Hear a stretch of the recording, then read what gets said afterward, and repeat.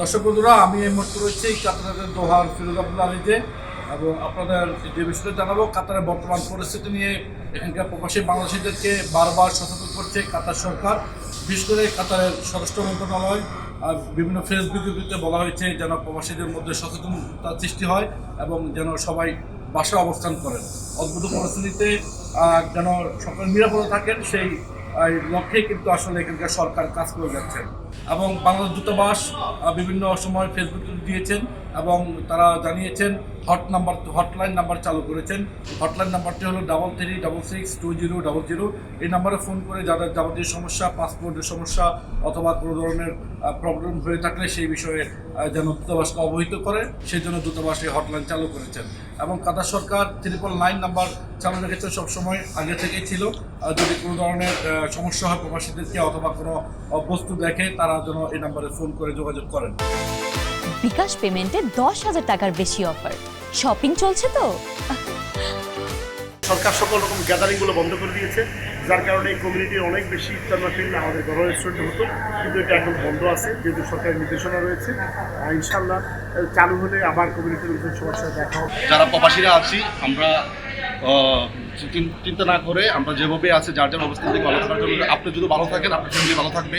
আপনি এখানে ইনভেস্ট করতে পারলে আপনার বাংলাদেশে বাড়াতে পারবেন, ওই ক্ষেত্রে আপনার ফ্যামিলি ভালো চলবে। কাতারে আসলে গুজব চালানো হচ্ছে বিভিন্নভাবে, সোশ্যাল মিডিয়া থেকে শুরু করে টিকটক, ফেসবুক, বিভিন্ন জায়গায় আমরা যেমনটি দেখছি অযথা ভিডিও ধারণ করছেন এবং নানানভাবে গুজব তথ্য দিচ্ছেন প্রবাসীরা।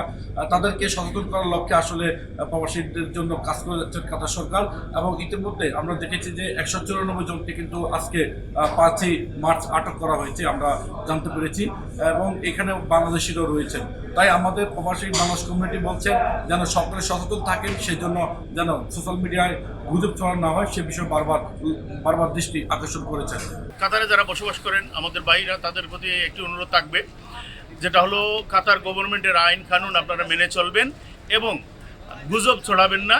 বাংলাদেশের আমাদের বাপ মূর্তি নষ্ট করবেন না। বাংলাদেশের যে মান সম্মান কাতারে আছে এই মান সম্মানটুকু বজায় রেখে আপনারা চলবেন। বাংলাদেশের রাষ্ট্রদূত বারবার প্রবাসীদেরকে ফেসবুকের মাধ্যমে জানিয়েছেন যেন সবাই নিজের স্বাস্থ্য সুরক্ষার জন্য যেন সবাই বাসা অবস্থান করেন। আপাতত এখানকার গভর্নমেন্টের যে সার্ভিসগুলো রয়েছে সেগুলো কিন্তু বন্ধ রয়েছে এবং সবগুলো অনলাইনে কাজ চলছে। এবং বেসরকারি খাত যারা রয়েছে একান্ত জরুরি সেবা ছাড়া বাকি যারা রয়েছে তাদেরকে বাসা অবস্থান করার জন্য কাতার সরকার বলেছেন এবং সেই জন্য সকলের সহযোগিতা কামনা করছেন। এবং কাতারের আমির Sheikh Tamim bin Hamad Al Thani তিনি কিন্তু বরাবর সবসময় যে কোনো সংকট, যেমন এর আগে করোনাকালে সংকট গিয়েছে, সবসময় প্রবাসীদের পাশে ছিলেন, এখনও প্রবাসীদের পাশে আছেন এবং প্রবাসীদের সুরক্ষা দেওয়ার জন্য তারা কাজ করে যাচ্ছেন বলে জানিয়েছেন। এবং এখানকার প্রবাসীরা অনেক জায়গায় যাচ্ছেন, অনেকে আবার গুজব ছড়াচ্ছেন যে এখানে খাদ্য সংকট দেখা দিয়েছে। আসলে এখানকার যেই স্টোরগুলো রয়েছে, hyper market, mini super market, Al Meera সহ, এখানে প্রচুর পর্যাপ্ত পরিমাণে খাবার রয়েছে এবং আসলে আপনারা যার যতটুকু প্রয়োজন হবে অতটুকু খাবার নেবেন। খাদ্য সংকটের কোনো অবস্থায় কাতার সরকার নেই, এখানে পর্যাপ্ত পরিমাণে খাবার রয়েছে। আপনারা অযথা আতঙ্কিত হবেন না এবং সবাই নিরাপদে থাকবেন, সবাই বাসায় অবস্থান করবেন। এই ছিল দর্শক আমার কাছে কাতারের সবশেষ আপডেট।